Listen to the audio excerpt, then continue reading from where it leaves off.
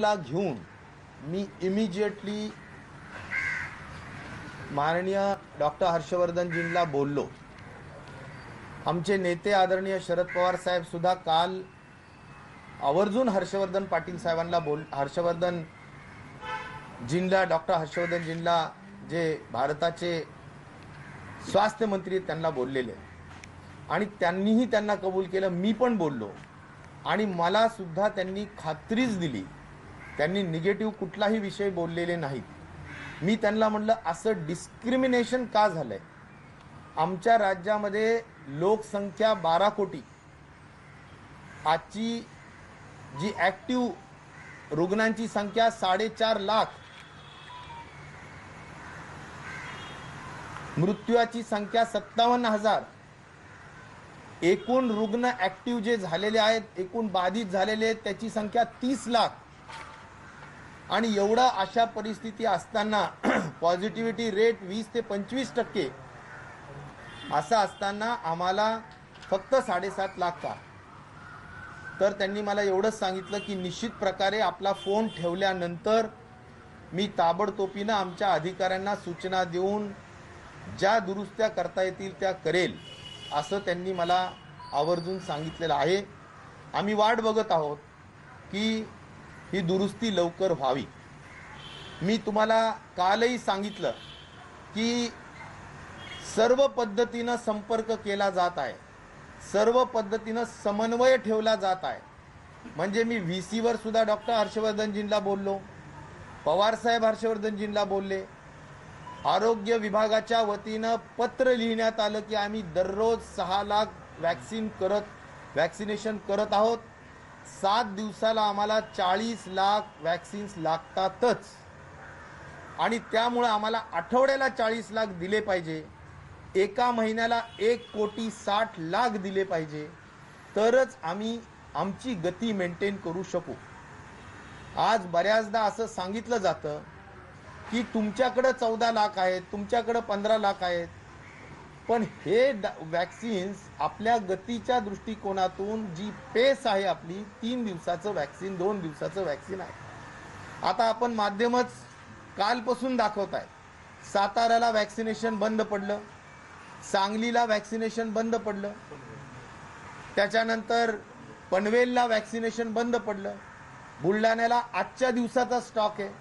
असे अनेक जिल्हे आहेत, मी फक्त उदाहरणं दाखवले आणि त्यामुळं आपण नंबर ऑफ सेंटर्स खूप वाढवले आणि ह्या सगळ्या गोष्टी मी डॉक्टर हर्षवर्धनजींना सांगितल्या। मला त्यांच्या बोलण्यावरून हे जाणवत नाही की त्यांना कुठं जाणीवपूर्वक विरोध करायचा आहे, परंतु मला एक कळत नाही की मॅनेजमेंट का व्यवस्थित नाही आहे। ज्या राज्यामध्ये सगळ्यात जास्त जवळजवळ 55% ॲक्टिव्ह केसेस कॉन्ट्रीब्यूट करणारा जो राज्य आहे त्याला 7.5 लाख आणि बाकीच्यांना 40, 50, 60 लाखाच्या दरम्यान का? हा साधा प्रश्न माझा आहे आणि मला कुणाशी वादविवाद करायचा नाही आहे अजिबात। आपलं राज्य हे सुसंस्कृत राज्य आहे, आपलं राज्य हे वॅक्सिनेशनमध्ये क्रमांक 1चं राज्य आहे। माझे संपूर्ण आरोग्य विभागाचे कर्मचारी, डॉक्टर्स 1 वर्षापासून माझे सर्व राज्याचे माननीय जिल्हाधिकारी, कमिशनर्स सगळे दिवस आणि रात्र मेहनत करतायत। आमचे मंत्रिमंडळातले सहकारी माननीय मुख्यमंत्री आणि उपमुख्यमंत्र्यांच्या नेतृत्वाखाली रोज अहोरात्र या बाबतीत काम करतायत आणि त्यामुळं कुठंही या बाबतीत आमची कमतरता कुठंही नाही आहे आणि म्हणून समन्वय आहे, सगळ्या गोष्टी आहेत। मागणी आहे, रीतसर मागणी पत्रांनी सुद्धा केलेली आहे, फोनवर सुद्धा केलेली आहे। अपेक्षा एवढीच आहे की लवकर, म्हणजे माझं म्हणणं आहे की दर आठवड्याला आम्हाला 40 लाख मिळावे, बाकी आमचं काहीच म्हणणं नाही। आम्ही 6 लाखाच्या पुढे वाढवणार पण नाही, पण वाटलं तर 6 लाख करण्यासाठी जे काही आमची रेट आहे 40 लाख तरी आम्हाला दिले पाहिजे। आणि मला जी माहिती आहे बाहेर देशांमध्ये देण्यापेक्षा सुद्धा खऱ्या अर्थाने आपल्या राज्याची आज गरज आहे। सगळीकडे वॅक्सिनेशन हा एकमेव कोरोनापासून वाचवण्याच्या दृष्टिकोनातूनचा महत्त्वाचा रामबाण इलाज आहे, राजमार्ग आहे।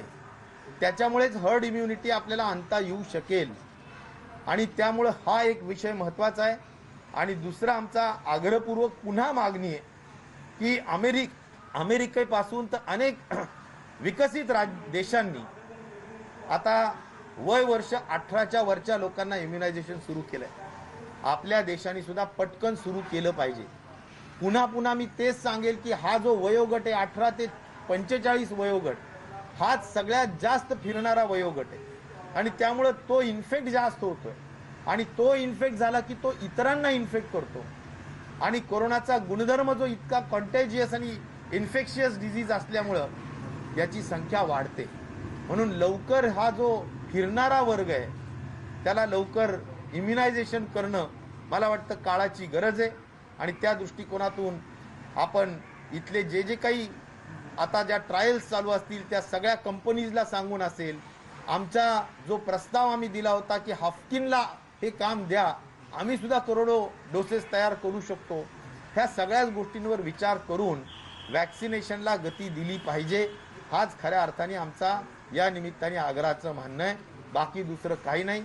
समन्वय आहे, वादविवादाचा विषय नाही.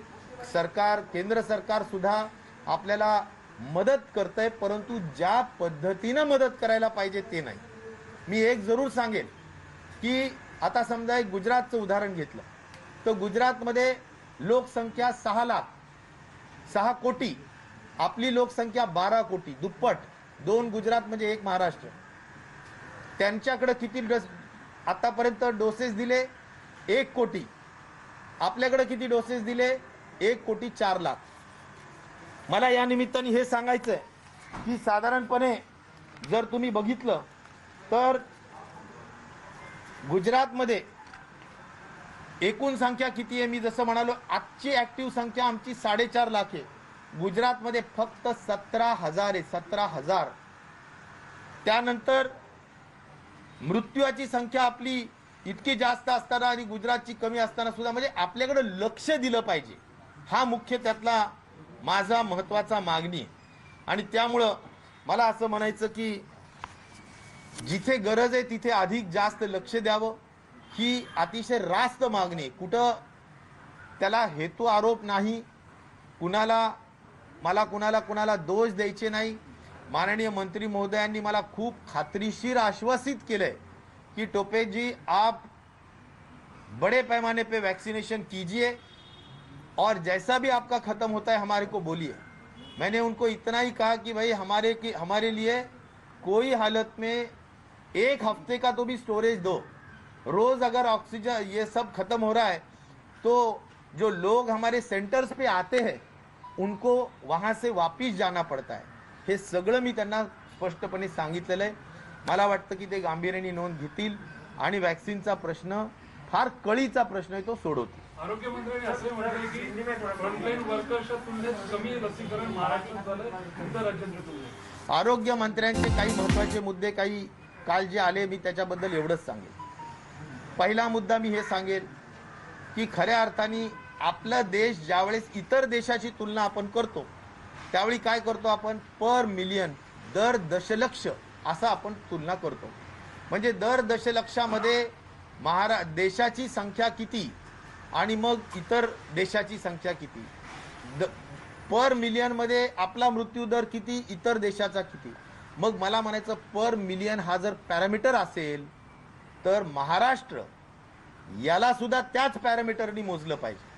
पर मिलियन मध्ये जर ऍक्टिव्ह केसेस पाहिल्या तर पर मिलियन मध्ये ऍक्टिव्ह केसेस मध्ये आज मी तुम्हाला जबाबदारीने सांगेल की गुजरात साधारणपणे दिल्ली 40,000 पर मिलियन आहे.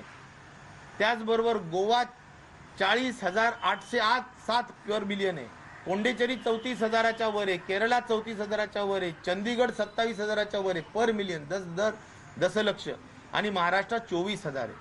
म्हणजे महाराष्ट्र एक मोठं स्टेट आहे. महाराष्ट्र आहे सगळ्यात मोठं स्टेट आहे आणि त्यामुळं इथं ॲब्सोल्यूट नंबरवर नाही जायला पाहिजे. पर मिलियन हाच एक महत्त्वाचा पॅरामीटर आहे, एक त्या ठिकाणी मानांक आहे की ज्या मानांकाच्या पद्धतीनं मोजमाप होण्याची गरज आहे.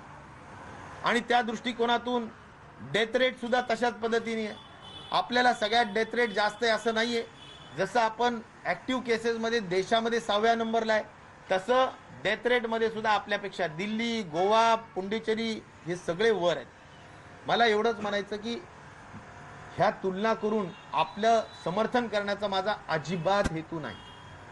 फक्त सांगायचा मुद्दा आहे की काही पॅरामीटर वाईज सुद्धा किंवा काही अशा मानकावाईज सुद्धा तुलना होण्याची गरज आहे. आपल्यासाठी एक एक मृत्यू महत्त्वाचा आहे, एक एक ॲक्टिव्ह केस महत्त्वाची आहे. आणि त्या दृष्टिकोनातून काल काही असंही सांगण्यात आलं की बाबा आपलं व्यवस्थित काम चालू नाही आहे.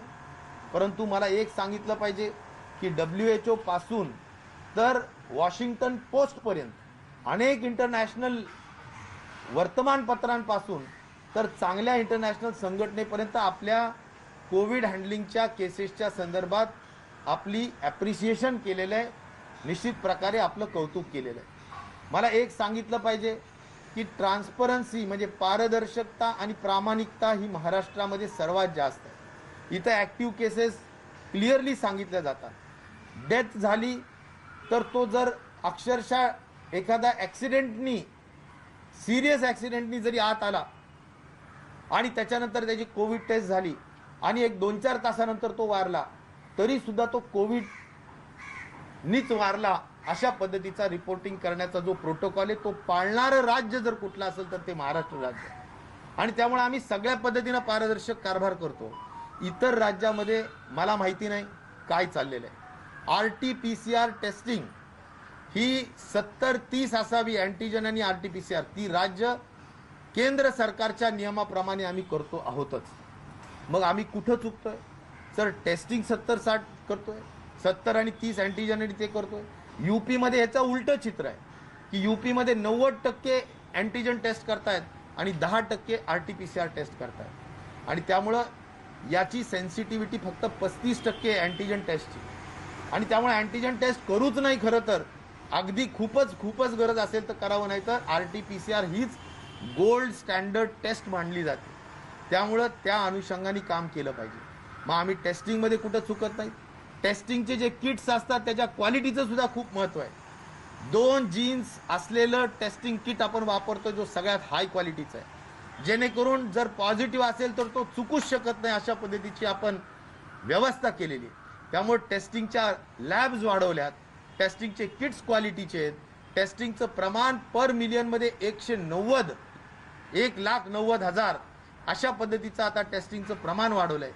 मुंबई आणि पुण्यामध्ये तर देशामध्ये जे पहिले 3-4 राज्य आणि शहरं असतील त्याच्यामध्ये टेस्टिंगचं प्रमाण आहे 3.5, 3-3, 4-4 लाख अशा पद्धतीचे आपण पर मिलियन टेस्ट हे मुंबई पुण्यामध्ये करतो आहोत.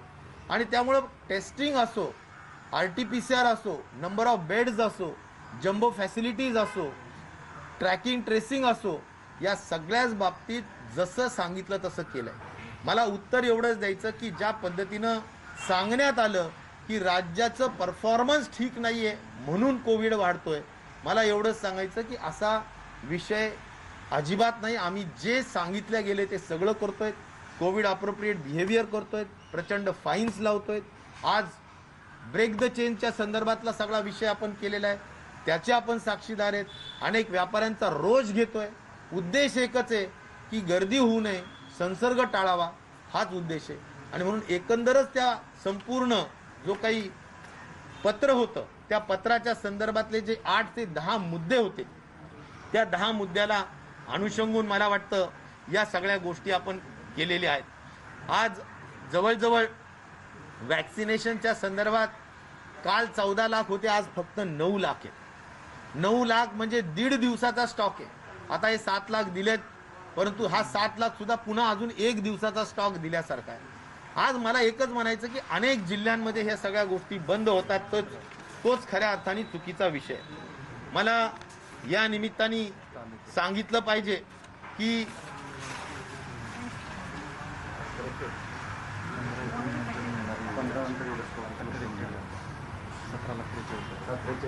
आज आत्ता म्हणजे 8 एप्रिलला आत्ता या क्षणाला 15 एप्रिल नंतर मिळणारा जो स्टॉक आहे तो मी जसं सांगितलं 7.5 लाख आहे, तर तो आता त्यांनी 17 लाख केलेला आहे. परंतु 17 लाख सुद्धा खरं म्हणलं तर कमीच आहे असं माझं या निमित्ताने सांगणं आहे. आणि त्यामुळे 17 लाख आम्ही जिथं 40 लाख मागतोय तिथं 17 लाख सुद्धा मिळणं हे कमी आहे. मी त्या पत्राच्या उत्तराच्या अनुषंगाने एवढंच म्हणेन की आमचा केंद्रबिंदू हा नेहमी आपला रुग्ण आहे आणि म्हणून जेवढे केपिंग आणि जेवढ्या काही गोष्टी करायच्या होत्या त्या केल्या. आपल्या सर्वांना परत उजळणी करून देतो की आपण HRCT जे केंद्राने 10,000 हजार रुपये रेट होते ते 2,000 वर आणले. जे RT-PCR रेट 4,500 होते ते आता 500 रुपयावर आणले. ज्या पद्धतीनं प्लाझ्माचा रेट 8-10 हजार होता तो आम्ही 5,000 वर आणला. आता रेमडेसिवीर 4,000, 3,000, 3,500 हे विकल्या जात आहेत सध्या तुमच्या MRPच्या पद्धतीनं आणि तेवढे बिल्स आज सगळ्या पेशंटला लावले जात आहेत. त्याच्यासाठी आज 4 वाजता 6 ते 7 जेवढे काही रेमडेसिवीर उत्पादन करणाऱ्या कंपन्या आहेत त्या सगळ्यांच्या MDs बरोबर इथे 4 वाजता मी कॉन्फरन्स VC कॉन्फरन्स आम्ही घेतो आहोत आणि त्याच्यामध्ये 2 प्रखर्षाने मागणी मांडणारे. कारण प्रत्येक जिल्ह्यातून मला आरोग्यमंत्री म्हणून फोन येतो की टोपे साहेब आम्हाला रेमडेसिवीर द्या, मिळत नाहीये. आपण सगळे माध्यम दाखवत आहेत की लांबच्या लांब रात्रभर सुद्धा लाईन त्या रेमडेसिवीरसाठी लागते. मी त्यासाठी 2 महत्त्वाच्या मागण्या करेल की आम्हाला आमच्या गरजेप्रमाणे सप्लाय रेमडेसिवीरचा दिला पाहिजे, तो महत्त्वाची मागणी. आणि दुसरा आपला MRP जे तुमचं छापलेलं आहे 4,000 रुपये ते कमी करून आता ते 1,200 रुपये झालं पाहिजे आणि आमच्या गरीब रुग्णांना ज्यांना खऱ्या अर्थाने रेमडेसिवीरची आवश्यकताच आहे त्यांना 1,100-1,200च्या वर रेमडेसिवीर मिळू नये अशा पद्धतीचं त्यांचं मोठं बचत झालं पाहिजे. मी पुन्हा एकदा आपल्या निमित्ताने आव्हान करेल, काही प्रायव्हेट दवाखाने रेमडेसिवीर इररॅशनल वापरतात, गरज नसताना वापरतात आणि त्यामुळं सुद्धा कन्झम्पशन वाढलं. आणि त्यामुळं त्यांना माझी अपील आहे की बाबांनो, पॅन्डेमिक आहे, हे काही नफेखोरीचे दिवस नाही आणि त्यामुळं सगळ्यांनी भान ठेवून काम करा अशा पद्धतीची सुद्धा विनंती या निमित्ताने करेल. जे टास्क फोर्सनी आपल्याला प्रोटोकॉल ट्रीटमेंटचा दिलेला आहे त्याचं अनुपालन करा हे मी आग्रहपूर्वक या निमित्ताने सांगेल. त्यामुळं हा झाला सगळा रेमडेसिवीरचा विषय. रेमडेसिवीरच्या नंतर आम्ही आज प्राईम मिनिस्टर जींची VC आहे आणि प्राईम मिनिस्टर जींच्या VC मध्ये महत्त्वाचे 4 मुद्दे आम्ही मागणार आहेत. एक रेमडेसिवीरचा सप्लाय आणि रेट्सचा संदर्भ असेल. दुसरं ऑक्सिजन जे आम्ही उत्पादन करतो आहोत ते आज आम्हाला पुरतं आहे, परंतु पुढच्या 10 दिवसांनी जर हीच गती राहिली तर पुरणार नाही आणि म्हणून आजूबाजूच्या राज्यातून आम्हाला ऑक्सिजन दिलंच पाहिजे आणि ते काम, ते इंटरव्हेन्शन केंद्र सरकारने केलं पाहिजे. जे रेमडेसिवीरवर ब्लॅक मार्केटिंगचं काम केलं जात आहे त्यावर सुद्धा ड्रग कंट्रोलनी ऑफ इंडियानी कंट्रोल केलं पाहिजे आणि आमच्या सुद्धा FDA नावाचा जो विभाग आहे, फूड अँड ड्रग्स डिपार्टमेंट, त्याचा सुद्धा निश्चित प्रकारे यावर कारवाई करण्याची आवश्यकता आहे. त्याही आम्ही गोष्टी करायला लावू. त्यामुळं रेमडेसिवीरचं मागणं, ऑक्सिजनचं मागणं, वॅक्सिनेशन सगळ्यात महत्त्वाचा कळीचा मुद्दा आहे की ज्याची सुरुवात वॅक्सिनेशननी होईल ते मागणं.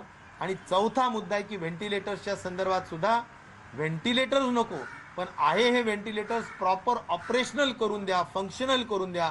कारण ते सगळे ज्या ज्या कंपनीजनी बनवलेले त्याचे इंजिनियर्स आणि त्याचे टेक्निशियन्स पाठवले पाहिजे आणि ते व्यवस्थित दुरुस्त करून त्याचे डेमोज केले पाहिजे, व्हिडिओज केले पाहिजे आणि इझिली ते ऑपरेट करता आले पाहिजे. असे 4-5 महत्त्वाचे मुद्दे आम्ही मांडणार आहोत. महाराष्ट्रासाठी 30 जिल्ह्यांमध्ये केंद्राच्या टीम आलेल्या आहेत आणि याच पद्धतीनं फक्त तपासणार आहेत की इन्फ्रास्ट्रक्चर आहे का, वॅक्सिनेशनचं काम कसं चाललंय, त्याच्यानंतर रेमडेसिवीर आहे का, किंवा तुम्हाला त्या ठिकाणी टेस्टिंगची फॅसिलिटीज किती आहेत, हे सगळं बघण्याचं काम 30 जिल्ह्यामध्ये 30 टीम करतायत. ते आज दिवसभर फिरणार आहेत आणि त्या ठिकाणी रिपोर्टही देणार आहेत. हे जरूर मी मान्य करेल की सध्याच्या संपूर्ण ओपन केलेल्या काळामध्ये आपल्याला ट्रॅकिंग ट्रेसिंग जमत नाही. माननीय मुख्यमंत्र्यांनी बऱ्याचदा सांगितलं की एक व्यक्ती जर बोरीवलीमधून घरी निघाला आणि इथं कुठतरी साऊथ मुंबईला त्या ठिकाणी जर कामाला आला तर तो कितीतरी जर पॉझिटिव्ह असेल तर इन्फेक्ट करत राहतो. तर लो रिस्क कॉन्टॅक्ट म्हणून किती लोकांना आपण त्या ठिकाणी ट्रॅकिंग करणार हा प्रश्न आहे. त्यामुळं मुंबई आणि महाराष्ट्राची तुलना इतर राज्याशी होऊ शकत नाही. इथं संख्या वाढण्याचं कारणही इंटरनॅशनल कॅपिटल हब आहे, हा खऱ्या अर्थाने फायनान्शियल हब आहे. मोठे एअरपोर्ट्स आहेत, मोठे वॉटर पोर्ट्स आहेत आणि त्यामुळे या सगळ्या माध्यमातून बाहेरचे लोकसुद्धा येत असतात आणि त्यामुळे सुद्धा इन्फेक्शिटिव्ही रेट वाढत असतो. इंडस्ट्रियली फार पुढं गेलेलं राज्य आहे, 50% अर्बनाइज झालेलं राज्य आहे आणि त्यामुळे या राज्याची तुलना एकदम दुसऱ्या राज्याशी करता येत नाही. एकच फक्त सांगेल की आम्ही जे केंद्र सरकारचे नियम असतील, ICMRचा प्रोटोकॉल असेल, त्यांनी जे काही सांगितलेलं असेल त्याच्याप्रमाणे आम्ही तंतोतंत वागतो आहोत. आम्हाला महाराष्ट्राच्या जनतेची पुरेपूर काळजी आहे. त्यामुळं कुठलाही वादविवाद न करता केंद्र सरकार आणि राज्य सरकारने हातात हात घालून या महामारीपासून सर्व जनतेला वाचवलं पाहिजे. हाच खऱ्या अर्थाने आत्ताचा महत्त्वाचा कार्यक्रम आहे. नाशिकमध्ये ऑक्सिजनचा पुरवठा नसल्यामुळे रुग्णांना बाहेर काढलं जातं. अशी परिस्थिती आहे. नाशिकच्या परिस्थितीबद्दल काय सांगाल? ती आपण वेळेत नाही केली का? म्हणजे वेळेत आपण आपल्याला मागणी आहे ती सांगितली आहे म्हणून आज तुटवडा आले का म्हणून काळाबद्दल होतो. रेमडेसिवीरची मागणी आपण रेग्युलर करतो. FDA हे डिपार्टमेंट आहे. मी पुन्हा सांगेल की अन्न व नागरी प्रशासन, अन्न व औषधी प्रशासन हे खऱ्या अर्थाने हे डिपार्टमेंट आहे. ते मागणी करत असतं आणि त्यांचे मंत्री डॉक्टर शिंगणे साहेबांना सुद्धा मी आज रेमडेसिवीरची मी जी अरेंज केलेली VC त्यांना या ठिकाणी बोलवलंय. FDA कमिशनरला सुद्धा या ठिकाणी मी बोलवलंय आणि म्हणून मी एवढंच सांगेल की कुठल्याही परिस्थितीत रेमडेसिवीरची मागणी आपण करतो आहोत. मागच्या काही आठवड्यापासून सन्मान्य डॉक्टर शिंगणे साहेब सुद्धा सातत्याने या गोष्टीची मागणी करतायत, परंतु सप्लाय कमी होतोय. आज दुर्दैवाने आपल्या राज्यामध्ये रेमडेसिवीरचं उत्पादन होत नाही आणि त्यामुळे मला एवढंच सांगायचंय की बाहेर राज्यातून हे यायचंय. आदरणीय शरद पवार साहेब, आदरणीय मुख्यमंत्री दोघंही रेमडेसिवीरच्या कंपनीशी बोलतायत आणि त्यांच्याकडून कसं जास्तीत जास्त रेमडेसिवीर येईल या दृष्टिकोनातून ते अतिशय मेहनत घेत आहेत आणि त्यामुळे आजच्या या VC मध्ये मला खात्री आहे की सप्लाय पण वाढेल आणि कुठल्याही परिस्थितीत प्राइस पण कमी होईल. फक्त आपल्याला लक्ष ठेवावं लागेल तुमच्या माध्यमांच्या कडून सुद्धा की ब्लॅक मार्केटिंग होता कामा नये. प्रायव्हेट लोकांनी स्टॉक करून अननेसेसरीली कुठेतरी जास्तीच्या दराने विकता कामा नये. हा त्यातला सगळ्यात महत्त्वाचा निश्चित प्रकारचा भाग आहे. नाशिकमध्ये ऑक्सिजन उपलब्ध नसल्यामुळे रुग्णांना बाहेर जायला सांगत आहेत. नाशिकमध्ये परिस्थिती बिघडली. नाशिकचं सांगा ना, ऑक्सिजन पुरवठा पुरेसा नाही. वॅक्सिन हे पूर्ण मॅन्डेट आहे केंद्र सरकारचं. केंद्र सरकारने अत्यंत स्पष्ट सांगितलंय की वॅक्सिनेशनच्या हद्दीपर्यंत राज्य सरकारांनी कुठलंही काम करू नये. ना त्यांनी रेटबद्दल बोलावं, ना त्यांनी बाकीच्या गोष्टीबद्दल बोलावं. आम्ही सगळं करू असं त्यांनी आम्हाला खात्री दिल्यामुळे आम्ही केंद्राकडे सातत्याने या गोष्टींची मागणी करत आहोत. जरी हेल्थ हा राज्य सरकारचा सब्जेक्ट असला तरी वॅक्सिनेशन हा विषय केंद्र सरकारने हातात घेतला असल्या कारणाने आम्ही केंद्र सरकार जसे म्हणेल त्या पद्धतीने आम्ही काम करतो आहोत. फक्त नम्र विनंती केंद्र सरकारला एवढीच आहे की आमच्या गतीप्रमाणे आम्हाला वॅक्सिन मिळवून द्या.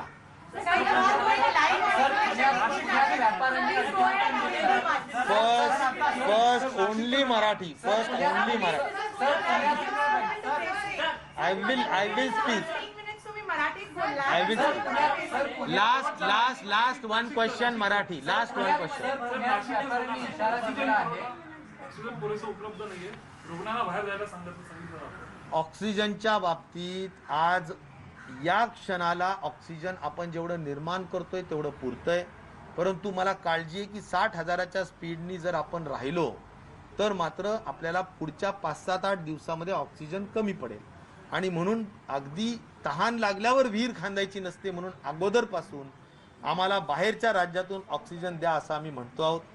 त्याचबरोबर माझं हेही आपल्याला सांगणं आहे की कुठल्याही परिस्थितीत बफर स्टॉक ज्याला म्हणू आपण. बऱ्याचदा असं होतं, मी काल परवा मालेगावला होतो, रात्री 12 वाजता मालेगावला गेलो आणि त्या ठिकाणी प्रायव्हेट हॉस्पिटलमध्ये ॲडमिट असलेले कोविड पेशंटला ऑक्सिजन नव्हतं आणि त्यांचं म्हणणं होतं की हे जर रात्रीतून नाही मिळालं तर ऑक्सिजनमुळे घटना काहीतरी दुर्दैवाने घडू शकते. मग मला रात्री 1 वाजता कमिशनर FDAला फोन करावा लागला, सेक्रेटरी FDAला फोन करावा लागला, आणि मिळवून द्यावं लागलं. पण ही काय एक एक जिल्ह्याची आणि एकेका सिटीची केस अशी आपल्याला डील करता येणार नाही. म्हणून प्रत्येक डिस्ट्रिक्टला बफर स्टॉक असलं पाहिजे आणि त्या बफर स्टॉकनी इमर्जन्सी पद्धतीनं आपण त्यांना सप्लाय करता आला पाहिजे. आम्ही शक्यतो प्रत्येक जिल्ह्यामध्ये लिक्विड ऑक्सिजनचे मोठे टँक्स बसवा असं कलेक्टरला सांगितलंय. आता आपल्याला जम्बो सिलेंडर आणि ड्युरा सिलेंडर याच्यावर भरोसा ठेवून चालणार नाही. हे सिलेंडर काही तासात संपतात आणि मग परत भरायला पाठवावं लागतात. आता मला वाटतं की एकच लिक्विड ऑक्सिजनचा टँक भरायचा आणि तो किमान 10 दिवस चालतो. तो 20 KLचा असतो आणि त्यामुळं 20 KLचे प्लांट्स हे आता प्रत्येक DCH म्हणजे डेडिकेटेड कोविड हॉस्पिटलला असायलाच हवे असं आम्ही कटाक्षाने कलेक्टर्स कमिशनरला सांगितलंय. आणि मला विश्वास आहे की हे जर झालं तर ऑक्सिजनच्या संदर्भातला रोजचा जे एकदम जीवघेणी स्पर्धा असते तर ती निश्चित प्रकारे कमी होईल.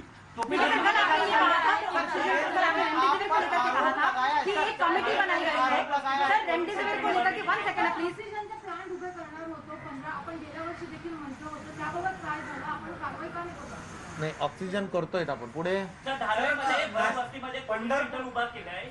जे रुग्ण येतात त्यांच्यावरती लोक वरनं सोसायटीत तुटतात आणि त्यातही गल्ल्यांमध्ये अँब्युलन्स जाण्याची देखील या ठिकाणी सुविधा नाहीये. मला वाटतं लोकल इश्यू आहे. आपण जरूर महानगरपालिकेच्या आयुक्तांना सांगू. कोविडचं जे काही रुग्णालय धारावीमधलं आहे तिथले जे प्रश्न आहेत ते सोडवण्याच्या सूचना निश्चित प्रकारे दिल्या जातील. पंढरपूरला मोठी तुम्ही सांगितली, मात्र आज पंढरपूरमध्ये अजित पवार यांच्या सभेत तुफान गर्दी झाली. कोरोनाच्या नियमाचं पाणी उडवले गेले. या सगळ्या संदर्भात आरोग्यमंत्री म्हणून आपली प्रतिक्रिया काय? कारण तुम्ही आता याआधी सगळी राज्यातली एवढी गंभीर परिस्थिती सांगतात, हा प्रकरण तुम्हाला गंभीर वाटत नाही का? कुठेही खऱ्या अर्थाने धार्मिक सभा राजकीय सभा आता होऊ नयेत अशीच परिस्थिती आहे. पण आता पंढरपूरमध्ये निवडणूक चालू आहे. ज्या पद्धतीनं इतर 4 राज्यामध्ये मोठ्या निवडणुका चालू आहेत आणि सभा चालू आहेत, शेवटी त्या निवडणुकीपुरतं सोशल डिस्टन्सिंग ठेवून काहीतरी लोकांपुरतं जाऊन सांगणं गरजेचं आहे. आता अजितदादांसारखा एक लोकप्रिय नेता त्या भागात गेल्यानंतर जर लोक आले तर कधी कधी फार रोखता येत नाही. परंतु अशी कुठलीही इच्छा नाही की संपूर्ण त्या ठिकाणी आपलं काही उल्लंघन व्हावं आणि गर्दी व्हावी आणि त्यामुळे प्रसार व्हावा, अजिबात नाही. दादा अत्यंत शिस्तप्रिय नेते आहेत आणि मला माहिती आहे की दादा मुद्दाम अशी गर्दी होऊ देतील अशातला भाग नाही. कधी कधी गर्दी आवरताच येत नाही अशी परिस्थिती होते आणि मग त्यावेळी काही बळाचा वापर केला तरी सुद्धा लोकांना त्याचा रोष निर्माण होतो. म्हणून अशा काही गोष्टी घडतात. परंतु आता ही एक अचानक लागलेली निवडणूक आहे. सोलापूरमध्ये पंढरपूर जिल्ह्यापुरती तेवढ्यापुरतं हे थोडंफार होतंय याची मला पूर्ण जाणीव आहे. पण ते होऊ नये याची काळजी आपण जरूर निश्चित प्रकारे घेऊ. रेमडेसिविर को लेकर के कल एक कमेटी आप लोगों ने बनाई थी, उस कमेटी की आज रिपोर्ट आने वाली थी प्राइस फिक्स करने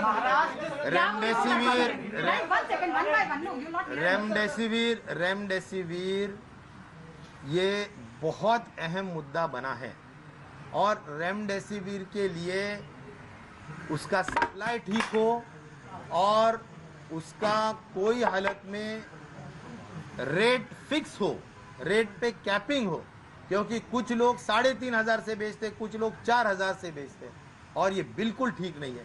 और इसीलिए इस पे कैपिंग करने के लिए आज मैं 4 बजे सभी रेमडेसिविर मैन्युफैक्चरर्स के लोगों को बात कर रहा हूँ और उनके MRP नीचे लाने के लिए मैं ज़रूर बोलूँगा. मेरी बात भी हुई है, 100% वो नीचे लाएंगे और मैं यकीन दिलाता हूँ ये जो कमेटी डॉक्टर शिंदे के माध्यम से गठित की है उन्होंने भी पूरी स्टडी की है. आज के इस 4 के मीटिंग के बाद शाम को 6, 7, 8 बजे तक वो रिपोर्ट हम ज़रूर लेंगे. हो सकता है कि आज शाम तक उसका कैपिंग हम करेंगे और कल से एक रास्त दर में, एक कैपिंग के दर में रेमडेसिविर उपलब्ध होगा. मुझे उससे ज़्यादा चिंता है कि रेमडेसिविर का सप्लाई डिमांड के हिसाब से आना चाहिए.